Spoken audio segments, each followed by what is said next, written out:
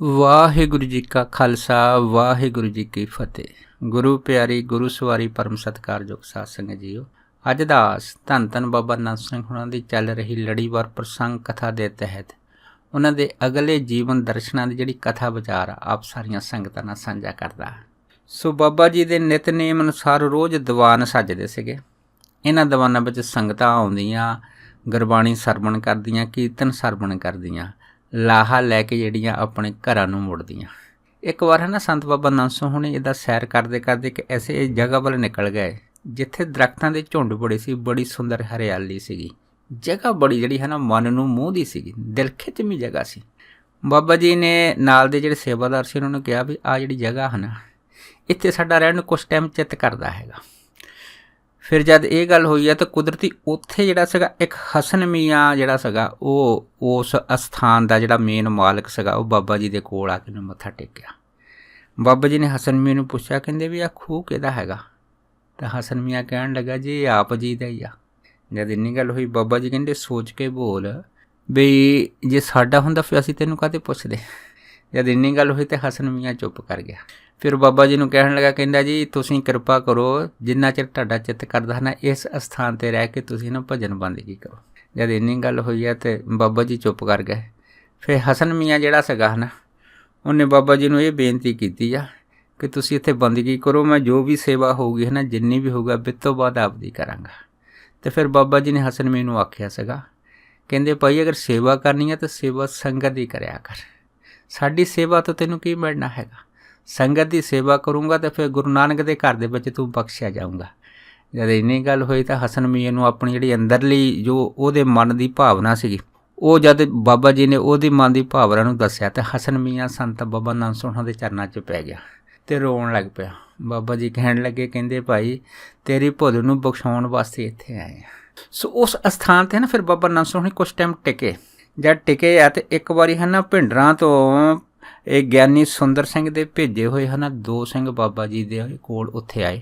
ਉਹਨਾਂ ਨੇ ਆ ਕੇ ਨਾ ਬਾਬਾ ਨੰਦ ਸਿੰਘ ਨਾਲ ਮੱਥਾ ਟੇਕ ਕੇ ਕਹਿਣ ਲੱਗੇ, ਬਾਬਾ ਜੀ ਵੀ ਅਸੀਂ ਇੱਕ ਬੇਨਤੀ ਕਰਨ ਆਏ ਹਾਂ, ਗਿਆਨੀ ਸੁੰਦਰ ਸਿੰਘ ਹੁਣਾਂ ਨੇ ਸਾਨੂੰ ਭੇਜਿਆ ਹੈਗਾ ਭਿੰਡਰਾਂ ਤੋਂ।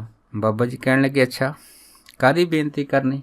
ਉਹ ਕਹਿੰਦੇ ਜੀ ਬਈ ਅਸੀਂ ਹੈ ਨਾ 101 ਅਖੰਡ ਪਾਠ ਸਾਹਿਬ ਕਰਾਉਣਾ ਹੈਗਾ, ਇਸ ਕਰਕੇ ਤੁਹਾਡਾ ਉਹਨਾਂ ਅਖੰਡ ਪਾਠਾਂ ਸਾਹਿਬ ਦੇ ਉੱਤੇ ਹਾਜ਼ਰੀ ਦੇਣਾ ਹੈ ਨਾ, ਇਹ ਬੜਾ ਜ਼ਰੂਰੀ ਹੈ। ਇਸ ਕਰਕੇ ਮਹਾਂਪੁਰਖ ਨੇ ਕਿਹਾ ਕਿ ਤੁਸੀਂ ਬਾਬਾ ਨੰਦ ਸਿੰਘ ਹੁਣਾਂ ਨੂੰ ਕਹੋ ਕਿ ਇਹ ਇਸ ਸਮਾਗਮ ਦੇ ਮੌਕੇ ਜ਼ਰੂਰ ਪਹੁੰਚਣ। ਜਦ ਇੰਨੀ ਗੱਲ ਹੋਈ ਤਾਂ ਬਾਬਾ ਜੀ ਉਹਨਾਂ ਸੇਵਾਦਾਰਾਂ ਨੂੰ ਕਹਿੰਦੇ ਭਾਈ ਪਹਿਲਾਂ ਇਹ ਦੱਸੋ ਵੀ ਜਿਹੜੇ ਇਹ ਪਾਠ ਤੁਸੀਂ 101 ਰੱਖੇ ਆ ਕਾਹਦੇ ਵਾਸਤੇ ਰਖਾਏ ਆ? ਜਦ ਇੰਨੀ ਗੱਲ ਹੋਈ ਤਾਂ ਫਿਰ ਸੇਵਾਦਾਰ ਕਹਿਣ ਲੱਗੇ, ਜੀ ਅਸੀਂ ਕਿਸੇ ਕਾਮਨਾ ਵਾਸਤੇ ਨਹੀਂ ਰਖਾਏ। ਇਹ ਜਿਹੜੇ ਪਾਠ ਹਨ 171 ਪਾਠ ਹੈਗੀ ਆ, ਇਸ ਸੰਸਾਰ ਦੇ ਆਧਾਰ ਵਾਸਤੇ ਜਿਹੜੀ ਰਖਾਏ ਗਏ ਆ ਅਤੇ ਇੱਕ ਬੜਾ ਮਹਾਨ ਜੱਗ ਜਿਹੜਾ ਰੱਖਿਆ ਗਿਆ। ਬਾਬਾ ਜੀ ਕਹਿਣ ਲੱਗੇ, ਅੱਛਾ ਇਹ ਤਾਂ ਬਹੁਤ ਚੰਗੀ ਗੱਲ ਆ ਅਗਰ ਤੁਸੀਂ ਸੰਸਾਰ ਦੇ ਭਲੇ ਵਾਸਤੇ ਕਾਰਜ ਕੀਤਾ, ਪਰ ਇਹ ਦੱਸੋ ਵੀ ਪਾਠਾਂ ਤੋਂ ਪਹਿਲਾਂ ਕੋਈ ਨਿਯਮ ਵੀ ਰੱਖੇ ਆ ਜਾਂ ਵੈਸੇ ਸਿੱਧੇ ਪਾਠ ਜਿਹੜੇ ਆ ਤੁਸੀਂ ਚਾਲੂ ਕਰਨੇ ਆ? ਇੰਨੀ ਗੱਲ ਹੋਈ ਆ ਤਾਂ ਫਿਰ ਉਹਨੂੰ ਸੇਵਾਦਾਰ ਕਹਿਣ ਲੱਗੇ, ਜੀ ਸਰਦਾਰ ਵੀਰ ਸਿੰਘ ਕੋਕਿਆਂ ਵਾਲਾ ਹੋਇਆ, ਉਹਨੇ ਪਾਠ ਰਖਾਉਣ ਤੋਂ ਪਹਿਲਾਂ ਜਿਹੜੇ ਨਿਯਮ ਸੀ ਜਿਹੜੇ ਉਹਨੇ ਬਣਾਏ ਹੈ ਨਾ ਇਸ ਕੋਤਰੀ ਤੋਂ ਪਹਿਲਾਂ, ਉਹ ਸਾਰੇ ਪੜ੍ਹ ਕੇ ਸੰਗਤ ਸੁਣਾਏ ਆ। ਅਤੇ ਬਾਬਾ ਜੀ ਕਹਿਣ ਲੱਗੇ, ਅੱਛਾ ਦੱਸੋ ਕਿਹੜੇ ਨਿਯਮ ਜਿਹੜੇ ਹੈਗੇ ਆ ਉਹਨਾਂ ਨੇ ਇਹ ਰੱਖੇ ਆ? ਫਿਰ ਉਹ ਕਹਿਣ ਲੱਗੇ, ਜੀ ਪਹਿਲਾ ਨਿਯਮ ਤਾਂ ਇਹ ਹੈਗਾ ਕਿ ਜਿੰਨੇ ਵੀ ਅਖੰਡ ਪਾਠੀ ਸਾਹਿਬ ਕਰਨ ਵਾਲੇ ਜਿੰਨੇ ਵੀ ਪਾਠੀ ਹੈ ਨਾ, ਉਹਨਾਂ ਦੀ ਸੇਵਾ ਜਿਹੜੀ ਹੈ ਨਾ ਵੱਧ ਤੋਂ ਵੱਧ ਕੀਤੀ ਜਾਊਗੀ। ਦੂਸਰਾ ਕਹਿੰਦੇ ਜਿਹੜੀ ਨਗਦੀ ਮਾਇਆ ਅਸੀਂ ਬਿਲਕੁਲ ਨਹੀਂ ਲੈਣੀ, ਇਸ ਕਰਕੇ ਜਾਣੀ ਕਿ ਜਿਹੜਾ ਪੈਸਾ ਹੈ ਨਾ ਉਹ ਅਸੀਂ ਕਿਸੇ ਤੋਂ ਫੜਨਾ ਨਹੀਂ ਗਾ, ਨਗਦ ਮਾਇਆ ਨਹੀਂ, ਭਾਵ ਕਿ ਅਸੀਂ ਕੋਈ ਉਗਰਾਹੀ ਨਹੀਂ ਕਰਨੀ ਸੇਵਾ ਵਾਸਤੇ। ਤੀਸਰਾ ਨਿਯਮ ਇਹ ਆ ਵੀ ਜਿਹੜਾ ਪ੍ਰਸ਼ਾਦਾ ਹੈ ਨਾ ਘਰਾਂ ਤੋਂ ਪਕਾ ਕੇ ਆਊਗਾ, ਉਹਦੇ ਨਾਲ ਆਏਗੀ ਸੰਗਤ ਅਤੇ ਪਾਠੀਆਂ ਦੀ ਸੇਵਾ ਕੀਤੀ ਜਾਊਗੀ। ਬਾਕੀ ਜਿਹੜਾ ਜਿੰਨਾ ਵੀ ਚੜਾਵਾ ਜਾਂ ਭੇਟ ਆਊਗੀ ਹੈ ਨਾ, ਚੌਥਾ ਨਿਯਮ ਇਹ ਆ ਵੀ ਉਹ ਨਿੱਜੀ ਥਾਂ 'ਤੇ ਨਹੀਂ ਵਰਤਿਆ ਜਾਊਗਾ, ਅਤੇ ਅਗਰ ਉਹ ਜਿਹੜਾ ਚੜਾਵਾ ਥੋੜ੍ਹਾ ਜ਼ਿਆਦਾ ਆ ਜਾਵੇ ਅਤੇ ਉਹਦੇ ਕੜਾਹ ਪ੍ਰਸ਼ਾਦੀ ਦੇਗ ਬਣਾ ਕੇ ਨਾ ਸੰਗਤਾਂ ਦੇ ਵਿੱਚ ਵਰਤਾਈ ਜਾਊਗੀ। ਅਗਰ ਚੜਾਵਾ ਥੋੜ੍ਹਾ ਜ਼ਿਆਦਾ ਹੋ ਗਿਆ ਤਾਂ ਫਿਰ ਜਿਹੜਾ ਹੈਗਾ ਉਹਦੀ ਖੀਰ ਬਣਾ ਕੇ ਨਾ ਸੰਗਤਾਂ ਵਿੱਚ ਭੰਡਾਰੇ ਦੇ ਰੂਪ 'ਚ ਵਰਤਾਈ ਜਾਊਗੀ। ਜੇ ਹੋਰ ਵੀ ਜ਼ਿਆਦਾ ਆ ਜਾਵੇ ਅਤੇ ਫਿਰ ਮਾਲ ਪੂੜੇ ਅਤੇ ਜਲੇਬੀਆਂ ਤੱਕ ਵੀ ਜਿਹੜੀਆਂ ਬਣਾਈਆਂ ਜਾਣਗੀਆਂ, ਭਾਵ ਕਿ ਆ ਸਾਰਾ ਚੜਾਵਾ ਜਿਹੜਾ ਸਾਨੂੰ ਸੰਗਤਾਂ ਦੀ ਸੇਵਾ 'ਤੇ ਖਰਚਿਆ ਜਾਊਗਾ। ਤੇ ਬਾਕੀ ਜਦ 101 ਸਮਾਗਮ ਦਾ ਜਿਹੜਾ ਹੈ ਨਾ ਉਹ ਸਮਾਪਤੀ ਹੋ ਜਾਊਗੀ, ਉਸ ਤੋਂ ਬਾਅਦ ਸਾਰੇ ਜਿਹੜਾ ਅਸਥਾਨ ਆ ਇਹਦੀ ਸਫਾਈ ਕੀਤੀ ਜਾਊਗੀ। ਬਾਕੀ ਜੋ ਹੋਰ ਰਹਿੰਦਾ ਹੈਗਾ ਸਾਰਾ ਕੱਖ ਕੂੜਾ ਸਾਰਾ ਚੀਜ਼ ਜਿਹੜੀ ਇਕੱਠੀ ਕਰਕੇ ਉਹਨੂੰ ਅੱਗ ਲਾ ਕੇ ਹੈ ਨਾ ਬਿਲਕੁਲ ਪੱਧਰਾ ਕਰ ਦਿੱਤਾ ਜਾਊਗਾ। ਸੋ ਜਦੋਂ ਇਹ ਗੱਲ ਜਿਹੜੀ ਨਾ ਸਿੰਘਾਂ ਨੇ ਬਾਬਾ ਨੰਦ ਸਿੰਘ ਹੁਣਾਂ ਦੱਸੀ ਤੇ ਬਾਬਾ ਜੀ ਕਹਿਣ ਲੱਗੇ, ਕਹਿੰਦੇ ਭਾਈ ਗਿਆਨੀ ਸੁੰਦਰ ਸਿੰਘ ਹੁਣਾਂ ਨੇ ਤਾਂ ਚੰਗਾ ਦਮ ਮਾਰਿਆ ਹੈਗਾ, ਬਹੁਤ ਸੋਹਣਾ ਉਪਰਾਲਾ ਕੀਤਾ ਹੈਗਾ। ਤੇ ਬਾਬਾ ਜੀ ਕਹਿਣ ਲੱਗੇ ਅਗਰ ਕੋਈ ਵੀ ਪਾਠ ਜਿਹੜਾ ਮਰਜ਼ਾਦਾ ਦੇ ਨਾਲ ਹੋਵੇ ਹੈ ਨਾ ਤਾਂ ਫਿਰ ਦੁਨੀਆ ਦਾ ਭਲਾ ਹੋ ਸਕਦਾ। ਵੈਸੇ ਕਹਿੰਦੇ ਇੱਕ ਵੀ ਪਾਠ ਮਰਜ਼ਾਦਾ ਵਿੱਚ ਰੱਖਣਾ ਬੜਾ ਔਖਾ ਹੈਗਾ, ਪਰ ਜਿਹੜਾ ਕੋਤਰ ਸਾਹਿਬ ਪਾਠ ਜਾਂ ਕੋਤਰੀ ਹੈ ਤਾਂ ਬਹੁਤ ਵੱਡੀ ਗੱਲ ਹੋ ਜਾਂਦੀ, ਬਹੁਤ ਵੱਡਾ ਜੱਗ ਹੋ ਜਾਂਦਾ। ਪਰ ਅਗਰ ਇਹ ਨਿਰਵਿਘਨ ਸੰਪੂਰਨ ਹੋ ਜਾਵੇ। ਸੋ ਉਸ ਤੋਂ ਬਾਅਦ ਬਾਬਾ ਨੰਦ ਸਿੰਘ ਹੁਣਾਂ ਨੇ ਕਿਹਾ, ਕਹਿੰਦੇ ਵੀ ਮਾਲਵੇ ਵਿੱਚ ਪਹਿਲੀ ਕੋਤਰੀ ਹੈਗੀ ਆ ਅਤੇ ਜਿਹਦੀ ਜਿਹੜੀ ਵਡਿਆਈ ਆ ਗਿਆਨੀ ਸੁੰਦਰ ਸਿੰਘ ਨੂੰ ਜਿਹੜੀ ਆ ਉਹ ਮਿਲਣ ਵਾਲੀ ਆ। ਇਸ ਕਰਕੇ ਇਸ ਜੱਗ ਦੇ ਵਿੱਚ ਜਿਹੜੇ ਵੀ ਨਿਯਮ ਬਣਾਏ ਹਨ ਉੱਤੇ ਪੂਰੀ ਤਰ੍ਹਾਂ ਪਹਿਰਾ ਦਿਓ। ਜਦ ਇੰਨੀ ਗੱਲ ਹੋਈ ਤਾਂ ਫਿਰ ਉਹ ਸਿੰਘ ਕਹਿਣ ਲੱਗੇ ਬਾਬਾ ਜੀ ਨੂੰ, ਬਾਬਾ ਜੀ ਵੀ ਕੀ ਤੁਸੀਂ ਜਿਹੜੇ ਹੁਣ ਤਿਆਰ ਆ ਇਸ ਸਮਾਗਮ 'ਚ ਪਹੁੰਚੋਗੇ? ਅਤੇ ਫਿਰ ਬਾਬਾ ਜੀ ਨੇ ਉਹਨਾਂ ਨੂੰ ਆਖਿਆ, ਕਹਿੰਦੇ ਭਾਈ ਤੁਸੀਂ ਆਪਣੇ ਨਿਯਮ ਤਾਂ ਦੱਸ ਦਿੱਤੇ, ਪਰ ਮੇਰੇ ਵੀ ਆਪਣੇ ਨਿਯਮ ਹੈਗੇ ਆ ਅਤੇ ਮੇਰੇ ਆਪਣੇ ਜਿਹੜੇ 13 ਨਿਯਮ ਹੈਗੇ ਆ ਉਹ ਜਾਣੀ ਉਹਨਾਂ ਤੋਂ ਬਗੈਰ ਮੈਂ ਆਪਣੀ ਜ਼ਿੰਦਗੀ ਵਿੱਚ ਕੋਈ ਕੰਮ ਨਹੀਂ ਕਰਦਾ। ਜਦ ਇੰਨੀ ਗੱਲ ਹੋਈ ਉਹ ਸੱਜਣ ਬੜੇ ਹੈਰਾਨ ਹੋਏ। ਬਾਬਾ ਨੰਦ ਸਿੰਘ ਨੂੰ ਪੁੱਛਿਆ ਕਿ ਤੁਹਾਡੇ ਨਿਯਮ ਕਿਹੜੇ ਆ? ਅਤੇ ਬਾਬਾ ਜੀ ਨੇ ਦੱਸਿਆ, ਕਹਿੰਦੇ ਭਾਈ ਮੇਰਾ ਪਹਿਲਾ ਨਿਯਮ ਤਾਂ ਇਹ ਆ ਵੀ ਮੈਂ ਕਿਸੇ ਤੋਂ ਕੋਈ ਵੀ ਚੀਜ਼ ਵਸਤੂ ਨਹੀਂ ਮੰਗਣੀ। ਦੂਸਰਾ ਕਹਿੰਦੇ ਅਸੀਂ ਪੈਸੇ ਨੂੰ ਹੱਥ ਨਹੀਂ ਲਾਉਣਾ। ਤੀਸਰਾ ਕਹਿੰਦੇ ਕਿਸੇ ਅਸੀਂ ਨਗਰ ਦੇ ਵਿੱਚ ਨਹੀਂ ਜਾਂਦੇ। ਚੌਥਾ ਕਹਿੰਦੇ ਕੋਈ ਸਾਨੂੰ ਚਿੱਠੀ ਪੱਤਰ ਭੇਜੇ ਹਨ ਤਾਂ ਅਸੀਂ ਤਾਂ ਵੀ ਨਹੀਂ ਜਾਂਦੇ। ਅਤੇ ਨਾ ਕਹਿੰਦੇ ਅਸੀਂ ਕਿਸੇ ਪਾਰਟੀ ਵਿੱਚ ਸ਼ਾਮਿਲ ਹੁੰਦੇ ਹਾਂ। ਚੌਥਾ ਕਹਿੰਦੇ ਸਰੰਗਾਂ ਦੇ ਵਿੱਚ ਕੋਈ ਸਰੋਪਾ ਨਹੀਂ ਆਪਣੇ ਲੈਂਦੇ। ਫਿਰ ਕਹਿੰਦੇ ਵੀ ਅਸੀਂ ਜਾਣੀ ਕੋਈ ਵੀ ਜਿਹੜੀ ਜਗੀਰ ਆਪਣੇ ਨਾਮ ਨਹੀਂ ਲਵਾਉਂਦੇ। ਫਿਰ ਅਸੀਂ ਦਸਖਤ ਵੀ ਨਹੀਂ ਕਰਦੇ ਹੈਗੇ। ਹੋਰ ਬਾਬਾ ਜੀ ਨੇ ਦੱਸਿਆ ਸੀ, ਕਹਿੰਦੇ ਵੀ ਅਸੀਂ ਕੋਈ ਇਕੱਲੀ ਇਸਤਰੀ ਹੋਵੇ ਨਾ ਉਹਦੇ ਨਾਲ ਕਦੀ ਗੱਲ ਨਹੀਂ ਕਰਦੇ ਹੈਗੇ। ਬਾਕੀ ਸੰਗਤ ਦੇ ਵਿੱਚ ਜਦੋਂ ਕਹਿੰਦੇ ਅਸੀਂ ਬਹਿਣਾ ਹੈਗਾ, ਜਿਹੜਾ ਟੋਆ ਪੱਟ ਕੇ ਨੀਵੀਂ ਜਗ੍ਹਾ ਦੇ ਵਿੱਚ ਸੰਗਤ ਤੋਂ ਬਹਿਣਾ ਹੈਗਾ। ਅਤੇ ਬਾਬੇ ਅਤੇ ਬਾਕੀ ਜਿਹੜੀ ਆ ਧੰਨ ਗੁਰੂ ਨਾਨਕ ਸਾਹਿਬ ਤੋਂ ਬਿਨਾਂ ਕਿਸੇ ਦੀ ਅਸੀਂ ਉਪਮਾ ਨਹੀਂ ਕਰਦੇ। ਜਦ ਬਾਬਾ ਜੀ ਨੇ ਇਸ ਤਰ੍ਹਾਂ ਆਪਣੇ ਨਿਯਮ ਦੱਸੇ, ਉਹ ਸਾਰੇ ਸੱਜਣ ਜਿਹੜੇ ਹੈ ਚੁੱਪ ਕਰ ਗਏ। ਚੁੱਪ ਕਰਕੇ ਜ਼ਿਆਦਾ ਜਿਹੜਾ ਉਹਨਾਂ ਨੂੰ ਕੋਈ ਜਵਾਬ ਨਹੀਂ ਆਇਆ। ਅਖੀਰ ਉਹ ਜਿਹੜੇ ਸੱਜਣ ਸੀਗੇ ਨਾ ਉਹ ਵਾਪਸ ਜਿਹੜੇ ਸੀਗੇ ਭਾਈ ਸੁੰਦਰ ਸਿੰਘ ਉਹਨਾਂ ਕੋਲ ਚਲੇ ਗਏ। ਉਹਨਾਂ ਨੇ ਜਾ ਕੇ ਭਾਈ ਸੁੰਦਰ ਸਿੰਘ ਉਹਨਾਂ ਨੂੰ ਇਹ ਆਖ ਦਿੱਤਾ ਕਿ ਅਸੀਂ ਤਾਂ ਜਿਹੜੇ ਨਿਯਮ ਕੀਤੇ ਸੰਗਤ ਨੂੰ ਸੁਣਾਏ ਆ, ਬਾਬਾ ਜੀ ਨੇ ਉਹਦੀ ਸਲਾਹਨਾ ਕੀਤੀ ਆ, ਪਰ ਬਾਬਾ ਜੀ ਨੇ ਆਪਣੇ 13 ਨਿਯਮ ਹੀ ਸਾਨੂੰ ਦੱਸੇ ਆ। ਇਸ ਕਰਕੇ ਸਾਨੂੰ ਲੱਗਦਾ ਕਿ ਬਾਬਾ ਜੀ ਦਾ ਇੱਥੇ ਆਉਣਾ ਬੜਾ ਮੁਸ਼ਕਿਲ ਹੈਗਾ। ਜਦ ਇੰਨੀ ਗੱਲ ਹੋਈ ਤਾਂ ਫਿਰ ਭਾਈ ਸੁੰਦਰ ਸਿੰਘ ਹੁਣੀ ਕਹਿਣ ਲੱਗੇ ਵੀ ਜੇ ਬਾਬਾ ਨੰਦ ਸਿੰਘ ਹੁਣੀ ਇਸ ਕੋਤਰੀ ਸਮਾਗਮ 'ਚ ਨਾ ਪਹੁੰਚੇ ਤਾਂ ਇਹ ਜਿਹੜਾ ਕੋਤਰੀ ਸਮਾਗਮ ਹੈ ਸੰਪੂਰਨ ਨਹੀਂ ਹੋਣਾ ਹੈਗਾ। ਇਸ ਕਰਕੇ ਜ਼ਰੂਰੀ ਹੈ ਕਿ ਉਹਨਾਂ ਦਾ ਆਉਣਾ ਬੜਾ ਜ਼ਰੂਰੀ ਆ। ਪਰ ਹੁਣ ਕੀਤਾ ਕੀ ਜਾਵੇ? ਅਖੀਰ ਸੋਚ ਕੇ ਭਾਈ ਸੁੰਦਰ ਸਿੰਘ ਹੁਣਾਂ ਦੇ ਮਨ ਦੇ ਵਿੱਚ ਇਹ ਆਇਆ ਕਿ ਅਸੀਂ ਇਸ ਤਰ੍ਹਾਂ ਕਰਦੇ ਹਾਂ ਵੀ ਸਾਰੀ ਸੰਗਤ ਦੇ ਵਿੱਚ ਸਵੇਰੇ ਅੰਮ੍ਰਿਤ ਵੇਲੇ ਆਸਾ ਦੀ ਵਾਰ ਦੇ ਟਾਈਮ ਅਰਦਾਸ ਕਰਦੇ ਹਾਂ। ਉਸ ਅਰਦਾਸ ਵਿੱਚ ਅਸੀਂ ਇਹ ਕਹਾਂਗੇ ਕਿ ਜੇ ਬਾਬਾ ਜੀ ਜਿਹੜੇ ਆ ਗੁਰੂ ਨਾਨਕ ਸਾਹਿਬ ਮਹਾਰਾਜ ਦੇ ਨਾਲ ਅਭੇਦ ਵਾ ਅਤੇ ਫਿਰ ਗੁਰੂ ਨਾਨਕ ਸਾਹਿਬ ਮਹਾਰਾਜ ਬਾਬਾ ਜੀ ਨੂੰ ਪ੍ਰੇਰ ਕੇ ਇੱਥੇ ਜ਼ਰੂਰ ਭੇਜਣ। ਅਤੇ ਅਗਲੀ ਗੱਲ ਇਹ ਵੀ ਆ ਕਿ ਅਗਰ ਬਾਬਾ ਜੀ ਧੰਨ ਗੁਰੂ ਗ੍ਰੰਥ ਸਾਹਿਬ ਮਹਾਰਾਜ ਨੂੰ ਰੋਜ਼ ਭੋਗ ਲਵਾਉਂਦੇ ਆ, ਰੋਜ਼ ਪ੍ਰਸ਼ਾਦਾ ਲਾਉਂਦੇ ਆ, ਅਤੇ ਸਾਨੂੰ ਇੱਥੇ ਆ ਕੇ ਸੰਗਤ 'ਚ ਜ਼ਰੂਰ ਦਰਸ਼ਨ ਦੇਣ। ਜਦ ਇਹ ਜਿਹੜੀ ਗੱਲਬਾਤ ਸੀ ਇਹ ਸੰਤ ਸੁੰਦਰ ਸਿੰਘ ਹੁਣਾਂ ਨੇ ਨਾਲ ਦਿਆਂ ਨੂੰ ਦੱਸੀ ਆ, ਸਾਰੇ ਬੜੇ ਖੁਸ਼। ਉਹਨੇ ਕਿਹਾ ਵੀ ਅੰਮ੍ਰਿਤ ਵੇਲੇ ਆਪਾਂ ਇਸ ਤਰ੍ਹਾਂ ਅਰਦਾਸ ਕਰਾਂਗੇ। ਦੇਖੋ ਜਦ ਆਸਾ ਦੀ ਵਾਰ ਦਾ ਭੋਗ ਪਿਆ, ਅਰਦਾਸ ਕੀਤੀ ਗਈ। ਇਹ ਅਰਦਾਸ ਖੁਦ ਜਿਹੜੀ ਸੀ ਗਿਆਨੀ ਸੁੰਦਰ ਸਿੰਘ ਹੁਣਾਂ ਨੇ ਕੀਤੀ ਆ ਕਿ ਅਗਰ ਬਾਬਾ ਨੰਦ ਸਿੰਘ ਹੁਣੀ ਗੁਰੂ ਨਾਨਕ ਸਾਹਿਬ ਮਹਾਰਾਜ ਨਾਲ ਭੇਦ ਵਾ ਅਤੇ ਉਹਨਾਂ ਨੂੰ ਭੋਗ ਲਵਾਉਂਦੇ ਆ ਪ੍ਰਸ਼ਾਦੇ ਪਾਣੀ ਦਾ, ਅਤੇ ਇਸ ਜਗ੍ਹਾ ਜ਼ਰੂਰ ਉਹਨਾਂ ਗੁਰੂ ਨਾਨਕ ਸਾਹਿਬ ਉਹਨਾਂ ਨੂੰ ਜ਼ਰੂਰ ਪ੍ਰੇਰਨ। ਜਦ ਇਹ ਅਰਦਾਸ ਕੀਤੀ ਗਈ ਤਾਂ ਇਹ ਜਿਹੜੀ ਟੈਲੀਫੋਨ ਦੀ ਘੰਟੀ ਸੀਗੀ ਇਹ ਬਾਬਾ ਨੰਦ ਸਿੰਘ ਹੁਣਾਂ ਦੇ ਉੱਧਰ ਵੀ ਖੜਕ ਗਈ ਅਤੇ ਬਾਬਾ ਜੀ ਉੱਧਰ ਆਪਣੀ ਜਾਣੀ ਭਜਨ ਬੰਦਗੀ ਵਿੱਚ ਮਗਨ ਬੈਠੇ, ਇੱਧਰੋਂ ਇਹਨੀ ਅਰਦਾਸ ਕਰ ਦਿੱਤੀ। ਦੇਖੋ ਜਦ ਅਰਦਾਸ ਕੀਤੀ ਹੈ ਬਾਬਾ ਜੀ ਆਪਣੀ ਮੌਜ ਉਸ ਜਗ੍ਹਾ ਸਥਾਨ 'ਤੇ ਬੈਠੇ ਆ, ਅਤੇ ਇੱਕ ਭਾਈ ਰਤਨ ਸਿੰਘ ਉਹਦੇ ਨਾਲ 2-4 ਸਿੰਘ ਉਹ ਬਾਬਾ ਜੀ ਦੇ ਦਰਸ਼ਨ ਕਰਨ ਵਾਸਤੇ ਆਏ। ਆ ਕੇ ਉਹ ਬਾਬਾ ਜੀ ਨੂੰ ਕਹਿਣ ਲੱਗੇ, ਬਾਬਾ ਜੀ ਸਾਨੂੰ ਇਜਾਜ਼ਤ ਦਿਓ ਕਿ ਅਸੀਂ ਭਿੰਡਰਾਂ ਜਾਈਏ, ਉੱਥੇ ਉਹਨੇ ਕੋਤਰੀ ਰੱਖਣੀ ਹੈ ਅਤੇ ਸਾਨੂੰ ਕੋਤਰੀ 'ਤੇ ਸ਼ਾਮਿਲ ਹੋਣ ਦੀ ਆਗਿਆ ਦਿਓ। ਜਦ ਇੰਨੀ ਗੱਲ ਹੋਈ ਤਾਂ ਬਾਬਾ ਜੀ ਕਹਿਣ ਲੱਗੇ, ਕਹਿੰਦੇ ਵੀ ਕੋਤਰੀ ਦਾ ਜਿਹੜਾ ਟੈਲੀਫੋਨ ਦਰਗਾਹੀ ਉਹ ਵੀ ਸਾਨੂੰ ਮਿਲ ਗਿਆ ਹੈਗਾ। ਅਤੇ ਜਦ ਇੰਨੀ ਗੱਲ ਹੋਈ ਹੈ ਤਾਂ ਭਾਈ ਜਿਹੜੇ ਰਤਨ ਸਿੰਘ ਸੀ ਬੜੇ ਹੈਰਾਨ ਹੋਏ। ਉਹ ਬਾਬਾ ਜੀ ਨੂੰ ਕਹਿਣ ਲੱਗੇ ਜੀ ਸਾਨੂੰ ਸਮਝ ਨਹੀਂ ਆਈ। ਬਾਬਾ ਜੀ ਕਹਿਣ ਲੱਗੇ ਕਿ ਸਾਡਾ ਜਾਣ ਨੂੰ ਉੱਥੇ ਚਿੱਤ ਨਹੀਂ ਕਰਦਾ ਹੈਗਾ ਜੇ ਅਗਰ ਤੁਹਾਨੂੰ ਸਹੀ ਗੱਲ ਦੱਸੀ। ਪਰ ਉੱਥੇ ਹੈ ਨਾ ਗਿਆਨੀ ਸੁੰਦਰ ਸਿੰਘ ਹੋਣਾ ਨੇ ਸੰਗਤ ਸਮੇਤ ਜਿਹੜੀ ਆ ਅਰਦਾਸ ਕਰ ਦਿੱਤੀ ਆ, ਬਾਬੇ ਨਾਨਕ ਦੇ ਚਰਨਾਂ ਦੇ ਵਿੱਚ ਬੇਨਤੀ ਕਰ ਦਿੱਤੀ ਆ। ਗੁਰੂ ਨਾਨਕ ਸਾਹਿਬ ਮਹਾਰਾਜ ਦਾ ਤਰਲਾ ਲਿਆ ਅਤੇ ਉਹਨਾਂ ਨੂੰ ਜਾਮਨ ਬਣਾ ਕੇ ਹੈ ਨਾ ਇਹ ਗੱਲ ਕਹਿਤੀ ਹੈ ਕਿ ਸਾਨੂੰ ਉੱਥੇ ਜ਼ਰੂਰ ਹਾਜ਼ਰ ਹੋਣਾ ਚਾਹੀਦਾ। ਸੋ ਸਾਨੂੰ ਵੀ ਗੁਰੂ ਨਾਨਕ ਸਾਹਿਬ ਮਹਾਰਾਜ ਦਾ ਹੁਕਮ ਆ ਗਿਆ ਵੀ ਭਾਈ ਤੁਸੀਂ ਉਸ ਸਮਾਗਮ 'ਚ ਜ਼ਰੂਰ ਜਾਓ।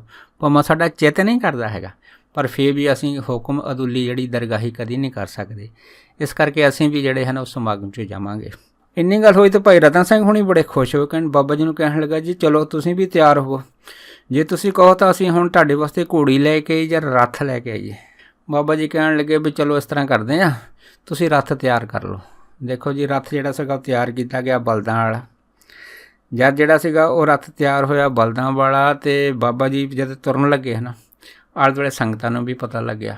ਕਾਫੀ ਸੰਗਤਾਂ ਜਿਹੜੀਆਂ ਸੀ ਨਾ ਬਾਬਾ ਨੰਦ ਸਿੰਘ ਹੋਣਾ ਦੇ ਰੱਥ ਦੇ ਨਾਲ ਜਿਹੜੀਆਂ ਸੀਗੀਆਂ ਉਹ ਭਿੰਡਰਾਂ ਉਸ ਕੋਤਰੀ ਸਮਾਗਮ ਦੇ ਵਿੱਚ ਜਿਹੜਾ ਸੀਗਾ ਆਪਣੀ ਹਾਜ਼ਰੀ ਲਵਾਉਣ ਲਈ ਤੁਰ ਪਈਆਂ। ਜਦ ਤੁਰੀਆਂ ਅਤੇ ਫਿਰ ਬਾਬਾ ਨੰਦ ਸਿੰਘ ਹੋਣਾ ਨੇ ਭਾਈ ਰਤਨ ਸਿੰਘ ਨੂੰ ਕਹਿ ਤਾ, ਕਹਿੰਦੇ ਭਾਈ ਹੁਣ ਸੰਗਤ ਵੀ ਕਾਫੀ ਹੋ ਗਈ ਆ ਅਤੇ ਆਪਾਂ ਜਾਣ ਵੀ ਲੱਗੇ ਹਾਂ, ਹੁਣ ਇੱਦਾਂ ਨਾ ਕਰੀਏ ਕਿ ਆਪਾਂ ਥੋੜ੍ਹੇ ਹੈ ਨਾ ਗੁਰੂ ਘਰ ਦੇ ਜਿਹੜੇ ਰਾਗੀ ਕੀਰਤਨੀਏ ਸਿੰਘ ਆ ਉਹ ਨਾਲ ਲੈ ਲਈਏ। ਭਾਈ ਰਤਨ ਸਿੰਘ ਕਹਿਣ ਲੱਗੇ ਵੀ ਇਹ ਤਾਂ ਬਹੁਤ ਵਧੀਆ ਗੱਲ ਹੈਗੀ ਆ। ਦੇਖੋ ਜੀ ਉਸੇ ਟਾਈਮ ਹੈ ਨਾ ਫਿਰ ਜਿਹੜੇ ਸੀਗੇ ਉੱਥੇ ਦੇ ਇੱਕ ਰਾਗੀ ਸਿੰਘ, ਇੱਕ ਦਾ ਨਾਂ ਸੀ ਮਾਨ ਸਿੰਘ, ਦੂਸਰਾ ਭਾਈ ਗੁਰਦਿਆਲ ਸਿੰਘ, ਤੀਸਰਾ ਭਾਈ ਸੇਵਾ ਸਿੰਘ। ਇਹਨਾਂ ਨੂੰ ਹੈ ਨਾ ਬਾਬਾ ਜੀ ਨੇ ਜਿਹੜਾ ਸੀਗਾ ਉਹ ਕੀਰਤਨ ਕਰਨ ਵਾਸਤੇ ਨਾਲ ਲੈ ਲਿਆ। ਅਤੇ ਚੌਥਾ ਭਾਈ ਉਜਾਗਰ ਸਿੰਘ ਜਿਹੜੇ ਇਹ ਗਲਬ ਤੋਂ ਵੀ ਨਾਲ ਲੈ ਗਏ। ਜਦ ਨਾਲ ਲੈ ਗਏ ਅਤੇ ਸਾਰਾ ਜਿਹੜਾ ਜਥਾ ਸੀਗਾ ਹੈ ਨਾ ਉਹ ਬਾਬਾ ਨੰਦ ਸਿੰਘ ਹੋਣਾ ਦੇ ਨਾਲ ਜਿਹੜਾ ਸੀਗਾ ਉਹ ਭਿੰਡਰਾਂ ਨੂੰ ਤੁਰ ਪਿਆ।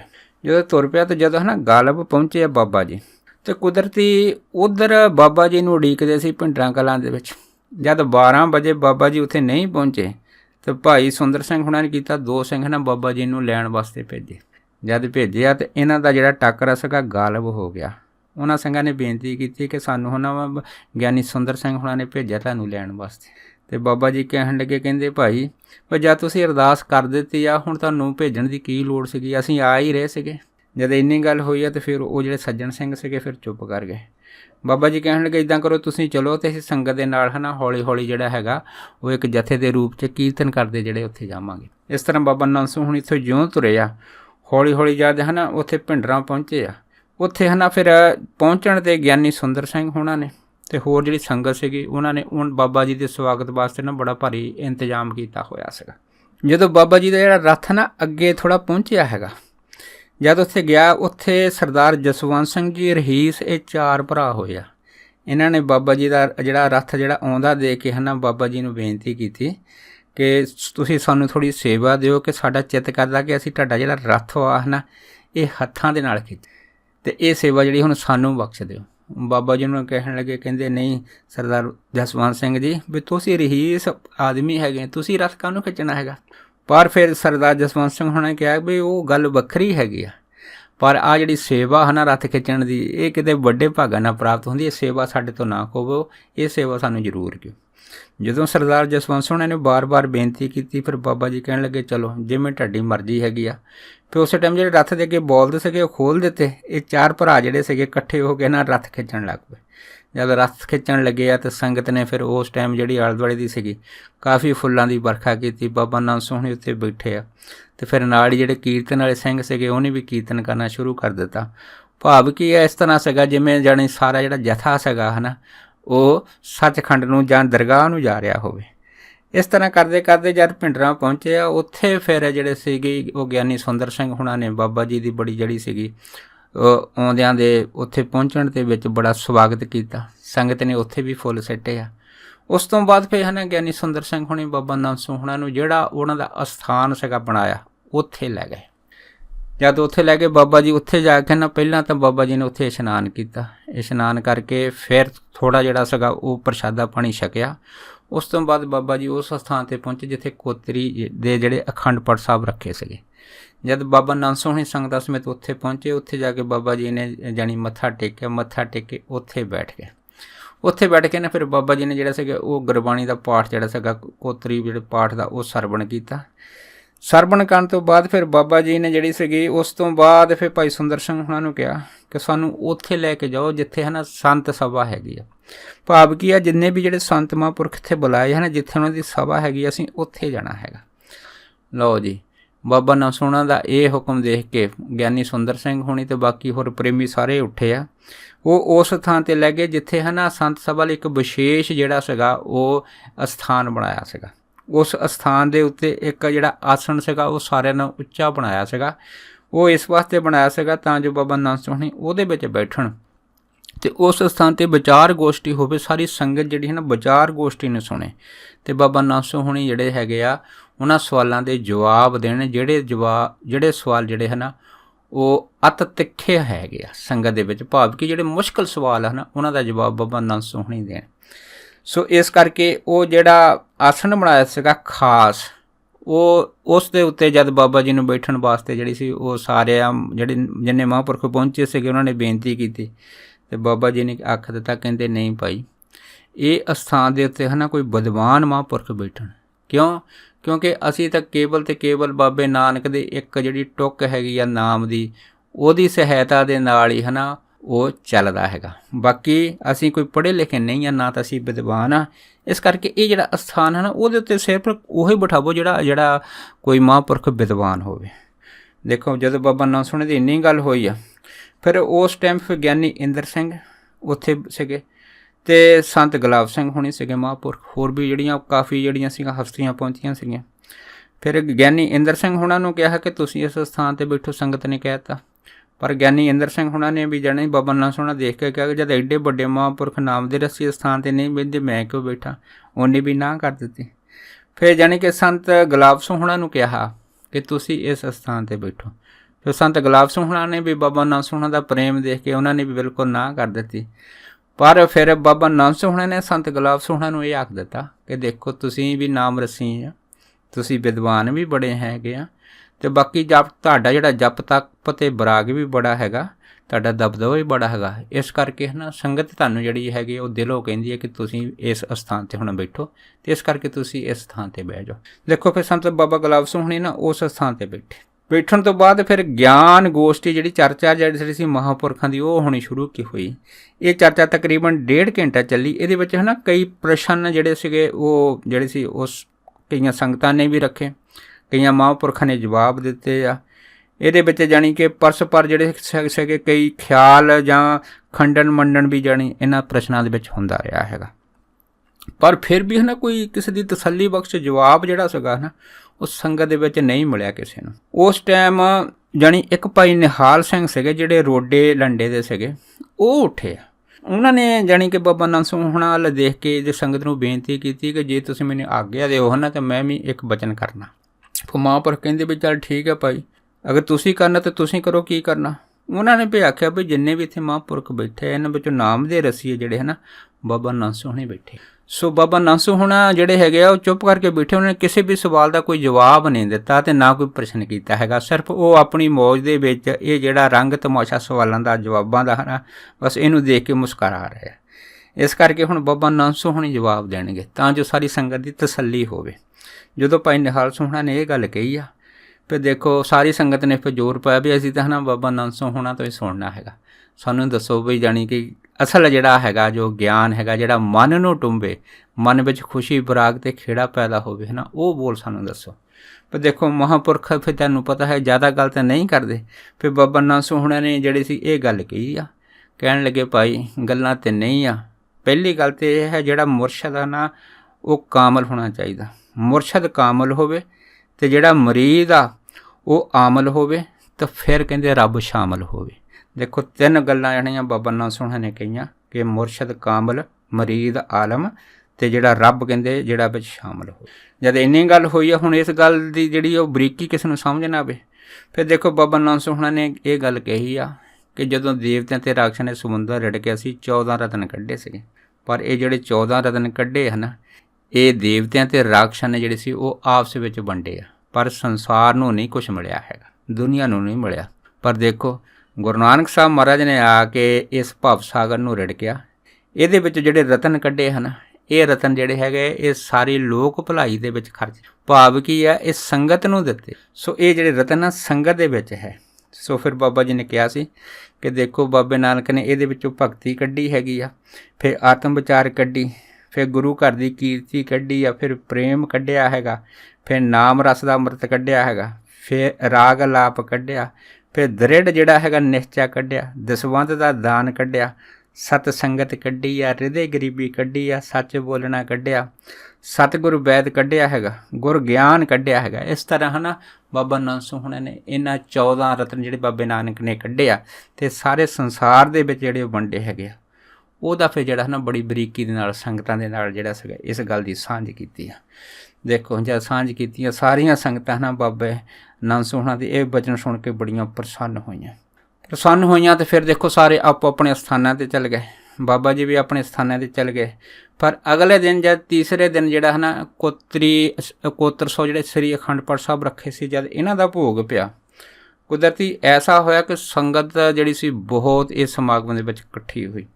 ਜਦ ਸੰਗਤ ਇਕੱਠੀ ਹੋਈ ਹੈ ਨਾ, ਕਹਿੰਦੇ ਫਿਰ ਉਸ ਟਾਈਮ ਜਿਵੇਂ ਮਾਇਆ ਦਾ ਆਪਣਾ ਜ਼ੋਰ ਪੈਂਦਾ ਹੈ ਨਾ, ਜਿਹਨੂੰ ਬਾਣੀ ਨੇ ਕਿਹਾ ਹੈ ਕਿ ਜਿਹੜੀ ਹੈ ਸਰਪਣੀ ਤੇ ਉੱਪਰ ਨਹੀਂ ਬਲਿਆ, ਜਿਨ ਬ੍ਰਹਮ ਵਿਸ਼ਨ ਮਹਾਦੇਵ ਛਲਿਆ, ਕਿ ਇਹ ਜਿਹੜੀ ਮਾਇਆ ਸਰਪਣੀ ਹੈ ਨਾ, ਕਹਿੰਦੇ ਇਹ ਤੋਂ ਕੋਈ ਬਲੀ ਨਹੀਂ ਆ, ਇਹਨੇ ਤਾਂ ਬ੍ਰਹਮਾ ਵਿਸ਼ਨੂੰ ਮਹੇਸ਼ ਵੱਡੇ ਵੱਡੇ ਜਿਹੜੇ ਦੇਵੀ ਦੇਵਤੇ ਹੈ ਨਾ ਉਹਨਾਂ ਦੇ ਨਾਲ ਵੀ ਛਲ ਕੀਤਾ ਹੈਗਾ। ਸੋ ਆਮ ਸੰਗਤ ਦੀ ਕੀ ਜਿਹੜੀ ਹੈਗੀ ਜਾਂ ਆਮ ਜਿਹੜਾ ਇਨਸਾਨ ਹੈਗਾ ਇਹਦੀ ਮਾਰ ਤੋਂ ਕਿਵੇਂ ਬਚ ਸਕਦਾ ਹੈਗਾ। ਪਰ ਬਾਬਾ ਜੀ ਨੂੰ ਪਤਾ ਸੀਗਾ ਕਿ ਇਹ ਜਿਹੜਾ ਨਿਯਮ ਇਹਨਾਂ ਨੇ ਪਹਿਲਾਂ ਜਿਹੜਾ ਸੀਗਾ ਸ੍ਰੀ ਅਖੰਡ ਪਾਠ ਸਾਹਿਬ ਕਰਨ ਤੋਂ ਕੋਤਰੀ ਕਰਨ ਤੋਂ ਪਹਿਲਾਂ ਜਿਹੜਾ ਸੀਗਾ ਸਾਰੀ ਸੰਗਤ ਦੇ ਵਿੱਚ ਦੱਸਿਆ ਸੀਗਾ, ਉਹਨੂੰ ਇਹ ਮਾਇਆ ਦਾ ਜਿਹੜਾ ਨਾਗ ਹੈ ਨਾ ਜ਼ਰੂਰ ਡੰਗ ਮਾਰੇਗਾ। ਬਸ ਉਹੀ ਗੱਲ ਹੋਈ। ਸੰਗਤ ਬਹੁਤ ਆਈ, ਜਿੰਨੀ ਵੀ ਸੰਗਤ ਆਈ ਹੈ ਨਾ ਸਾਰੀਆਂ ਸੰਗਤਾਂ ਨੇ ਬੜੇ ਜਿਹੜੀਆਂ ਭੇਟਾਵਾਂ ਜਿਹੜੀਆਂ ਰੱਖ ਕੇ ਹੈ ਨਾ ਜਿਹੜੀਆਂ ਅਸੀਂ ਉੱਥੇ ਮੱਥੇ ਟੇਕੇ। ਇਹਨਾਂ ਭਟਾਵਾਂ ਦੇ ਵਿੱਚ ਜਿੱਥੇ ਜਾਣੀ ਕਿ ਚਾਂਦੀ ਦੇ ਰੁਪਈਏ ਪਹੁੰਚੇ ਆ, ਧਨ ਦੌਲਤ ਪਹੁੰਚੀ, ਉੱਥੇ ਸੋਨੇ ਅਤੇ ਚਾਂਦੀ ਦੇ ਗਹਿਣੇ ਵੀ ਪਹੁੰਚੇ ਆ। ਇੱਥੋਂ ਹੀ ਬਸ ਨਹੀਂ ਹੈਗੀ। ਇਹਦੇ ਵਿੱਚ ਕਈਆਂ ਸੰਗਤਾਂ ਨੇ ਜ਼ਮੀਨ ਦਾਨ ਕਰਨ ਵਾਸਤੇ ਵੀ ਜਿਹੜੇ ਸੀ ਆਪਣੇ ਨਾਂ ਲਿਖਾਏ ਆ। ਜਦ ਜ਼ਮੀਨ ਦਾਨ ਕਰਨ ਦੇ ਲਿਖਾਏ ਆ, ਬਸ ਉਸ ਟਾਈਮ ਜਿਹੜਾ ਭਾਈ ਸੁੰਦਰ ਸਿੰਘ ਸੀਗੇ ਜਿਨ੍ਹਾਂ ਨੇ ਇਹ ਕੋਤਰੀ ਸਮਾਗਮ ਦੀ ਜਿਹੜੀ ਸ਼ੁਰੂਆਤ ਕੀਤੀ ਸੀ ਜਾਂ ਜਿਨ੍ਹਾਂ ਦੇ ਉਪਮਾ ਲੈਣੀ ਸੀਗੀ, ਉਹ ਮਾਇਆ ਦੇ ਇਹ ਜਿਹੜਾ ਚੱਕਰ ਸੀਗਾ ਹੈ ਨਾ, ਮੋਹਣੀ ਮਾਇਆ ਦਾ ਚੱਕਰ, ਇਹਦੇ ਵਿੱਚ ਪੂਰੀ ਤਰ੍ਹਾਂ ਉਲਝ ਗਏ। ਔਰ ਜਿਹੜਾ ਸੰਗਤ ਦੇ ਨਾਲ ਪਹਿਲਾਂ ਕੌਲ ਕਰਾਰ ਕੀਤਾ ਸੀ, ਜਿਹੜੇ ਨਿਯਮ ਕੀਤੇ ਸੀਗੇ ਹੈ ਨਾ ਉਸ ਟਾਈਮ, ਜਿਹੜੇ ਸਰਦਾਰ ਵੀਰ ਸਿੰਘ ਕੋਕਿਆਂ ਵਾਲੇ ਨੇ ਸੁਣਾਏ ਸੀਗੇ ਕਿ ਭਾਈ ਪਾਠੀਆਂ ਦੀ ਸੇਵਾ, ਮਾਇਆ ਜਿਹੜੀ ਉਹ ਨਗਦੀ ਨਹੀਂ ਲੈਣੀ ਹੈਗੀ ਆ, ਪ੍ਰਸ਼ਾਦਾ ਜਿਹੜਾ ਘਰਾਂ ਤੋਂ ਪੱਕ ਕੇ ਆਵੇਗਾ, ਚੜਾਵਾ ਨਿੱਜੀ ਘਰ 'ਤੇ ਜਿਹੜਾ ਨਾ ਵਰਤਿਆ ਜਾਵੇਗਾ, ਅਤੇ ਜੇਕਰ ਵੱਧ ਜਾਵੇਗਾ ਤਾਂ ਉਹਦਾ ਕੜਾਹ ਪ੍ਰਸ਼ਾਦ ਹੋਰ ਵਧੇਗਾ, ਤਾਂ ਉਹਦੀ ਖੀਰ ਅਗਰ ਹੋਰ ਵੱਧ ਜਾਵੇਗਾ ਤਾਂ ਉਹਦੇ ਮਾਲ ਪੂੜੇ ਅਤੇ ਜਲੇਬੀਆਂ ਜਿਹੜੀਆਂ ਸੰਗਤ 'ਚ ਵਰਤਾਈਆਂ ਜਾਣਗੀਆਂ। ਪਹਿਲੇ ਜਿੰਨੇ ਵੀ ਪਹਿਲੇ ਜੇ ਨਿਯਮ ਸੰਗਤਾਂ ਨੂੰ ਜਿਹੜੇ ਪੜ੍ਹ ਕੇ ਸੁਣਾਏ ਸੀਗੇ, ਉਹ ਸਾਰੇ ਦੇ ਸਾਰੇ ਜਿਹੜੇ ਹਨ ਇਸੇ ਮਾਇਆ ਦੇ ਤੂਫਾਨ ਦੇ ਵਿੱਚ ਜਿਹੜੇ ਸੀਗੇ ਭਾਈ ਸਾਹਿਬ ਸੁੰਦਰ ਸਿੰਘ ਹੁਣ ਜਿਹੜੇ ਪੂਰੀ ਤਰ੍ਹਾਂ ਭੁੱਲ ਗਏ।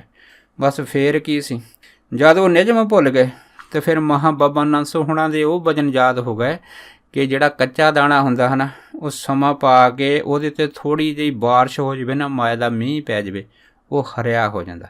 ਪਰ ਜਿਹੜਾ ਭੁੱਜਿਆ ਦਾਣਾ ਹੁੰਦਾ ਹੈ ਨਾ, ਉਹ ਕਦੀ ਹਰਾ ਨਹੀਂ ਹੁੰਦਾ ਹੈ। ਬਸ ਜਦ ਇੰਨੀ ਗੱਲ ਹੋਈ ਤਾਂ ਭਾਈ ਸੁੰਦਰ ਸਿੰਘ ਹੁਣਾਂ ਨੇ ਆਪਣੇ ਉਹਨਾਂ ਦੇ ਪਿਤਾ ਸੀ ਜਿਹੜੇ ਸੂਰਦਾਸ ਸੀ, ਉਹਨਾਂ ਨੂੰ ਧੰਨ ਗੁਰੂ ਗ੍ਰੰਥ ਸਾਹਿਬ ਦੇ ਜਾਣੀ ਤਾਬਿਆਂ 'ਤੇ ਬਿਠਾ ਕੇ ਫਿਰ ਫੋਟੋਆਂ ਖਿੱਚਣੀਆਂ ਸ਼ੁਰੂ ਕਰ ਦਿੱਤੀਆਂ ਕਿ ਮੈਂ ਜਿਹੜੀ ਹੈ ਨਾ ਇੱਕ ਕੋਤਰੀ ਜਿਹੜੀ ਕਰਾਈ ਆ।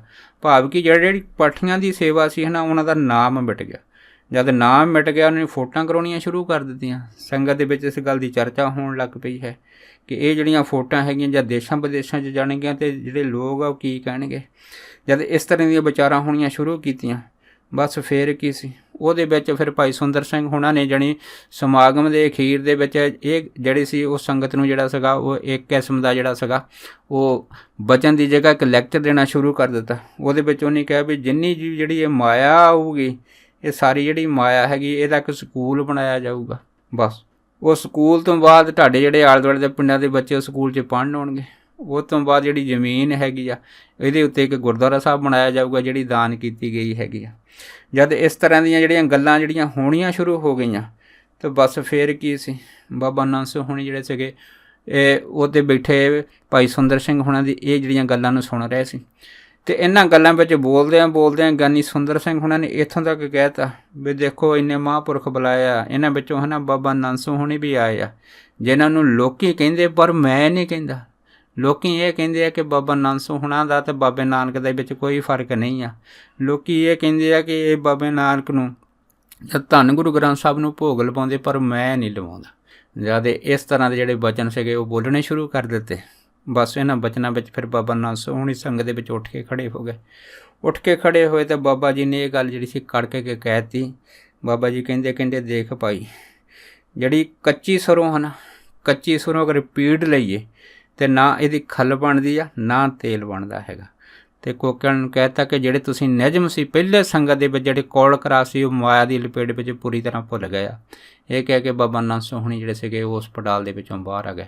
ਬਸ ਫਿਰ ਕਿਸੇ ਸੰਗਤ ਦੇ ਵਿੱਚ ਰੌਲਾ ਪਿਆ। ਜਦ ਰੌਲਾ ਪਿਆ ਤੇ ਵਿੱਚੇ ਜਿਹੜੇ ਸੀ ਕੁਛ ਨੇ ਜਿਹੜੇ ਪ੍ਰਸ਼ਾਦ ਵਰਤਾਉਣਾ ਸ਼ੁਰੂ ਕਰ ਦਿੱਤਾ। ਕਈ ਜਿਹੜੇ ਸੰਗਤ ਦੇ ਵਿੱਚ ਬਹੁਤ ਸਾਰੀ ਸੰਗਤ ਜਿਹੜੀ ਵਿੱਚੇ ਪ੍ਰਸ਼ਾਦ ਛੱਡ ਕੇ ਨਾ ਬਾਹਰ ਨਿਕਲ ਗਈ। ਜਦ ਰੌਲਾ ਪਿਆ ਤਾਂ ਬਾਬਾ ਨੰਦ ਸਿੰਘ ਹੁਣਾਂ ਨੇ ਆਪਣੇ ਸੇਵਾਦਾਰ ਨੂੰ ਕਹਿ ਤਾ ਵੀ ਰੱਥ ਲਿਆਓ, ਆਪਾਂ ਸਾਰੇ ਇੱਥੇ ਹੁਣੇ ਚਲੇ ਜਾਣੇ। ਜਦੋਂ ਬਾਬਾ ਨੰਦ ਸਿੰਘ ਹੁਣੀ ਰੱਥ ਦੇ ਉੱਤੇ ਸਵਾਰ ਹੋਇਆ, ਬਸ ਉਸ ਰੱਥ ਨੂੰ ਫਿਰ ਸੰਗਤ ਨੇ ਜਿਹੜਾ ਸੀ ਉਹ ਆਲੇ ਦੁਆਲੇ ਘੇਰ ਲਿਆ। ਜਦ ਘੇਰਿਆ ਹੈ ਤਾਂ ਬਾਬਾ ਨੰਦ ਸਿੰਘ ਹੁਣਾਂ ਨੇ ਨਾ ਉਸ ਰੱਥ ਵਿੱਚ ਬੈਠਿਆਂ ਸੰਗਤਾਂ ਦੇ ਜਿਹੜੇ ਪ੍ਰਸ਼ਨ ਸੀਗੇ ਉਹਨਾਂ ਦੇ ਉੱਤਰ ਦੇਣੇ ਸ਼ੁਰੂ ਕਰ ਦਿੱਤੇ। ਇਸ ਤਰ੍ਹਾਂ ਜਦ ਉੱਤਰ ਦੇਣੇ ਸ਼ੁਰੂ ਕਰਤੇ, ਸੰਗਤ ਦੀ ਸਾਰੀ ਨਿਸ਼ਾ ਹੋ ਗਈ। ਸਾਰੀ ਸੰਗਤ ਨੂੰ ਪਤਾ ਲੱਗਿਆ ਵੀ ਇਹ ਜਿਹੜਾ ਦੀਵਾਨ ਸੀਗੇ ਰੱਖਿਆ ਤਾਂ ਸੰਸਾਰ ਦੇ ਭਲੇ ਵਾਸਤੇ, ਪਰ ਭਾਈ ਸੁੰਦਰ ਸਿੰਘ ਹੁਣਾਂ ਨੇ ਇਹ ਜਿਹੜਾ ਭਲਾ ਸੰਸਾਰ ਦਾ ਭਲਾ ਛੱਡ ਕੇ ਨਾ ਇਹਦੇ ਵਿੱਚ ਆਪਣਾ ਹੀ ਭਲਾ ਜਿਹੜਾ ਹੈਗਾ ਉਹ ਸਭ ਤੋਂ ਪਹਿਲਾਂ ਪਹਿਲ ਦੇ ਵਿੱਚ ਰੱਖ ਲਿਆ ਹੈਗਾ। ਸੋ ਸੰਗਤ ਜਿਹੜੀ ਸੀ ਬਿਨਾਂ ਲੰਗਰ ਛਕਣ ਤੋਂ ਬਹੁਤ ਸਾਰੀ ਜਿਹੜੀ ਸੀ ਉਹ ਆਪਣੇ ਘਰਾਂ ਨੂੰ ਮੁੜ ਗਈ। ਸੋ ਗੱਲ ਕੀ ਆ ਕਿ ਇਹ ਜਿੰਨੀ ਮਾਇਆ ਉਹਦੇ ਵਿੱਚ ਹੋਈ ਸੀ, ਜਿਹੜੀ ਨਗਦੀ ਹੋਈ ਸੀ ਜਾਂ ਰਾਸ਼ਨ ਹੋਇਆ ਸੀਗਾ ਹਨ, ਇਹ ਭਾਈ ਸੁੰਦਰ ਸਿੰਘ ਹੁਣਾਂ ਦੇ ਜਿਹੜੇ ਭਰਾ ਸੀ ਇਹਨਾਂ ਨੇ ਆਪਸ ਵਿੱਚ ਜਿਹੜਾ ਉਹ ਵੰਡ ਲਿਆ। ਵੰਡ ਕੇ ਜਿਹੜੀ ਜ਼ਮੀਨ ਸੀਗੀ ਉਹਦੇ ਵਿੱਚ ਇੱਕ ਨਿੱਜੀ ਜਿਹੜਾ ਗੁਰਦੁਆਰਾ ਛੋਟਾ ਜਿਹਾ ਜਿਹੜਾ ਸੀ ਬਣਾ ਲਿਆ। ਬਸ ਇਸ ਤਰ੍ਹਾਂ ਕਰਕੇ ਜਿਹੜਾ ਹੈ ਨਾ ਸਾਰਾ ਜੋ ਕੋਤਰੀ ਸਮਾਗਮ ਰੱਖਿਆ ਸੀਗਾ ਧੰਨ ਸ਼੍ਰੀ ਗੁਰੂ ਗ੍ਰੰਥ ਸਾਹਿਬ ਮਹਾਰਾਜ ਦਾ, ਬਸ ਉਹਨਾਂ ਨੇ ਕਹਿਤਾ ਕਿ ਇਹ ਜੱਗ ਸੰਪੂਰਨ ਹੋ ਗਿਆ। ਲੇਕਿਨ ਸੰਪੂਰਨ ਨਹੀਂ ਹੋਇਆ। ਇਹ ਜੱਗ ਜਿਹੜਾ ਸੀਗਾ ਇਹ ਅਧੂਰੇ ਦਾ ਅਧੂਰਾ ਰਹਿ ਗਿਆ, ਕਿਉਂਕਿ ਸਾਰੇ ਕਾਨੂੰਨ ਨਿਯਮ ਜਿਹੜੇ ਸੀ ਹੈ ਨਾ ਉਹ ਮਾਇਆ ਦੀ ਚਮਕਦਮ ਉਹਦੇ ਵਿੱਚ ਜਿਹੜੇ ਸਾਰੇ ਗਵਾਚ ਗਏ ਸੀ। ਫਿਰ ਬਾਬਾ ਨੰਦ ਸਿੰਘ ਹੁਣੀ ਉੱਥੋਂ ਜਿਹੜੇ ਫਿਰ ਆਪਣੇ ਅਸਥਾਨ 'ਤੇ ਆ ਗਏ। ਫਿਰ ਬਾਬਾ ਜੀ ਨੂੰ ਪਤਾ ਲੱਗਾ ਕਿ ਜਿੰਨੀ ਵੀ ਜਿਹੜੀ ਮਾਇਆ ਸੀਗੀ, ਨਾ ਤਾਂ ਫਿਰ ਉਹਦਾ ਸਕੂਲ ਬਣਿਆ, ਨਾ ਗੁਰਦੁਆਰਾ ਬਣਿਆ ਅਤੇ ਨਾ ਕੁਛ ਹੋਰ ਬਣਿਆ। ਕੋਈ ਚੀਜ਼ ਨਹੀਂ ਬਣੀ। ਬਸ ਇਹਨਾਂ ਨੇ ਕੀ ਕੀਤਾ, ਉਹ ਜਿਹੜੀ ਮਾਇਆ ਮਾੜੀ ਮੋਟੀ ਬਚੀ ਸੀ ਜਾਂ ਆਪਸ ਵਿੱਚ ਭਰਾਵਾਂ ਨੇ ਵੰਡ ਲਈ ਸੀ, ਉਹਦੀ ਮਾਇਆ ਜਿਹੜੀ ਸੀ ਉਹ ਆਪਣੇ ਘਰ ਵਾਸਤੇ, ਆਪਣੇ ਕਮਰਿਆਂ ਜਾਂ ਘਰ ਦੀਆਂ ਕੋਠੀਆਂ ਵਾਸਤੇ ਵਰਤੀ ਸੀ। ਸੋ ਕਹਿਣ ਤੋਂ ਭਾਵ ਇਹ ਆ, ਬਾਬਾ ਜੀ ਨੇ ਫਿਰ ਸੰਗਤ ਨੂੰ ਆਖਿਆ ਸੀਗਾ ਕਿ ਅਗਰ ਕੋਈ ਨਿਯਮ ਮਰਜ਼ਾਦਾ ਅਨੁਸਾਰ ਹੈ ਨਾ ਕਾਨੂੰਨ ਦੇ ਵਿੱਚ ਰਹਿ ਕੇ, ਗੁਰ ਮਰਜ਼ਾਦਾ ਦੇ ਵਿੱਚ ਜੇ ਪਹਿਲਾ ਜਿਹੜਾ ਸੰਗਤ ਦੇ ਨਾਲ ਕੀਤਾ ਕੌਲ ਕਰਾਰ ਵਾ ਹਨ ਉਹਨੂੰ ਕਮਾਵੇ। ਫਿਰ ਕਹਿੰਦੇ ਇੱਕ ਸਕੂਲ ਕੀ ਹੈ, ਜਿੰਨੇ ਮਰਜ਼ੀ ਸਕੂਲ ਖੋਲ੍ਹ ਲਓ, ਜਿੰਨੇ ਮਰਜ਼ੀ ਸੰਸਾਰ ਦੇ ਭਲੇ ਕਰ ਲਓ, ਅਗਰ ਨਿਯਮ ਦੇ ਤਹਿਤ ਅਗਰ ਕੋਈ ਆਦਮੀ ਜਿਹੜਾ ਹੈ ਨਾ ਉਹ ਤੋੜ ਨਿਭਾਵੇ ਤਾਂ ਉਹਦੀ ਜੈ ਜੈਕਾਰ ਹੋ ਸਕਦੀ ਹੈ। ਸੋ ਬਾਬਾ ਨੰਦ ਸਿੰਘ ਹੁਣਾਂ ਨੇ ਸੰਗਤ ਨੂੰ ਇਹ ਆਖਿਆ ਸੀਗਾ ਕਿ ਦੇਖੋ, ਅਗਰ ਗਿਆਨੀ ਸੁੰਦਰ ਸਿੰਘ ਹੁਣਾਂ ਨੇ ਹੈ ਨਾ ਆਪਣੇ ਕੌਲ ਕਰਾਰਾਂ 'ਤੇ ਪੂਰੇ ਉਤਰਦੇ ਤਾਂ ਅੱਜ ਉਹਨਾਂ ਦੀ ਵੀ ਜਿਹੜੀ ਜੈ ਜੈਕਾਰ ਹੁੰਦੀ ਅਤੇ ਉਹਨਾਂ ਦਾ ਲੋਕ ਅਤੇ ਪਰਲੋਕ ਦੋਨੇ ਸੇਲੇ ਹੋ ਜਾਂਦੇ। ਪਰ ਅੱਜ ਗਿਆਨੀ ਸੁੰਦਰ ਸਿੰਘ ਹੁਣੀ ਜਿਹੜੀ ਹੈ ਨਾ ਮਾਇਆ ਦੀ ਚਮਕ ਦਮਕ ਦੇ ਵਿੱਚ ਪੂਰੀ ਤਰ੍ਹਾਂ ਗਰਕ ਗਏ ਆ ਅਤੇ ਉਹਨਾਂ ਨੇ ਆਪਣਾ ਜਿਹੜਾ ਜਪ ਤਪ ਹੈ ਨਾ ਉਹ ਵੀ ਜਿਹੜਾ ਜਿੰਨਾ ਵੀ ਉਹਨੇ ਕੀਤਾ ਸੀਗਾ ਉਹ ਸਾਰਾ ਨਸ਼ਟ ਕਰ ਲਿਆ ਹੈਗਾ।